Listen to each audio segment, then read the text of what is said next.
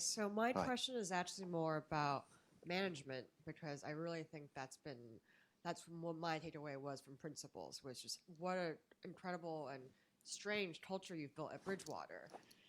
And I love your advice, that to deal with not knowing. That's such a hard problem for most people. People are uncomfortable to admitting, I don't know.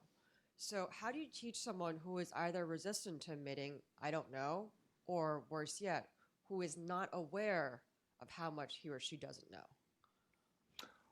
Well, one of the best, I was going to just say, play the markets and then you'll realize how difficult it is to be confident.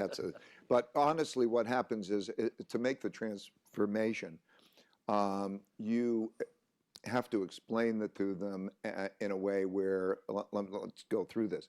Like if I was to say, do you want to know what your weaknesses are? Do you want to know what I think? Do you want to know, you be able to tell me what you think? Do you want to have disagreement when we're disagreement? Do you want to have thoughtful disagreement? Because if there's disagreement, there's some chance it may be you that's wrong rather than the other person. Intellectually, you can get people there.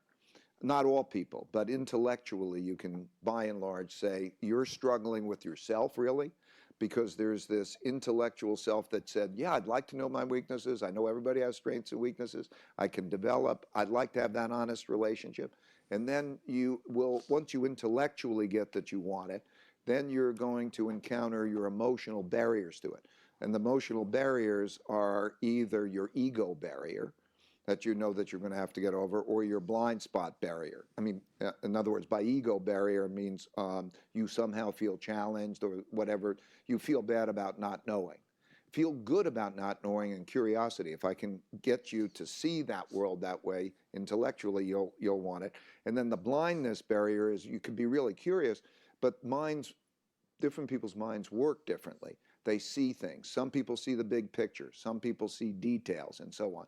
And when you come to see that different people see things differently, and when you see things through others' eyes, that you can see in 3 dimensions in color rather than seeing in this one flat dimension black and white, and you can do much better. If you get them to intellectually understand that and say, we're going to go through this in a way where there's trust, where there's meaningful relationships, but you can get trust because you can get to see things for yourself. Everything's transparent. We'll talk about it and so on. Then you get people to want to be that way. But they have to start to realize intellectually that it's really a good way of being. It builds better work results. It builds better relationships. And that's a tremendous power to get to the right answer and also get the rewards of good work and good relationships. They have to go through that, and then they have to go through the experience. And then when you take them through the experiences, you have to help them through that experiences, because some of that is different.